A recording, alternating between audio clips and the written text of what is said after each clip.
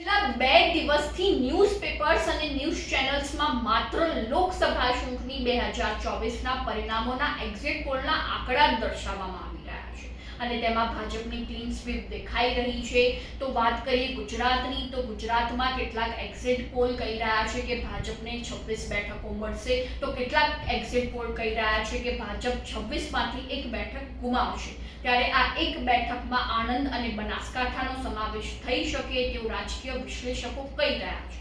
તમને જણાવી દઈએ કે આણંદમાં 1957 થી લઈને 2019 સુધી 6 વખત કોંગ્રેસના સાંસદ રહી ચૂક્યા છે. તો ચાલો જાણીએ આ 6 કોંગ્રેસના સાંસદો કોણ છે. નમસ્કાર, ગુજરાત જો ટીવીની સાથે હું છું.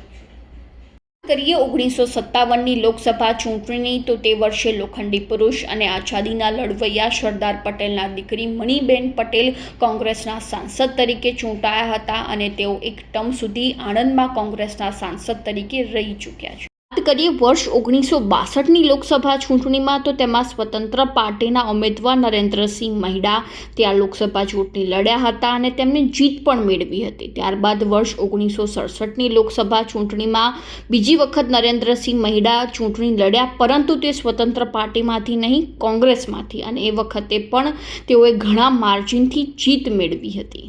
વાત કરીએ વર્ષ 1971ની લોકસભા ચૂંટણીની, તો તે સમયે પ્રવીણસિંહ સોલંકી કોંગ્રેસના ઉમેદવાર તરીકે લડ્યા હતા અને સારા માર્જિનથી તેઓ જીત્યા પણ હતા. વાત કરીએ 1991ની લોકસભા ચૂંટણીની, તો તે સમયે કોંગ્રેસના ઉમેદવાર ઈશ્વરભાઈ ચાવડા, જે તે સમયના સૌથી આણંદના ચર્ચિત રાજકીય વ્યક્તિ હતા, તેઓ લોકસભા ચૂંટણી જીત્યા હતા અને ત્યારબાદ 1996 અને 1998માં પણ ઈશ્વરભાઈ ચાવડા કોંગ્રેસના સાંસદ તરીકે યથાવત જોવા મળ્યા હતા. 2014 અને 2019ની લોકસભા ચૂંટણીમાં સતત ભારતીય જનતા પાર્ટીના જ સાંસદ ચૂંટાઈ રહ્યા છે. તો શું આ વખતે લોકસભા ચૂંટણીમાં કોઈ ફેરબદલ જોવા મળશે કે કેમ, એ તો આપણે 4 જૂને જાણી શકીશું. તો આવી જ નવી માહિતીને જાણવા માટે ફોલો કરો જો ટીવી. મિક્ષુ ઠક્કર.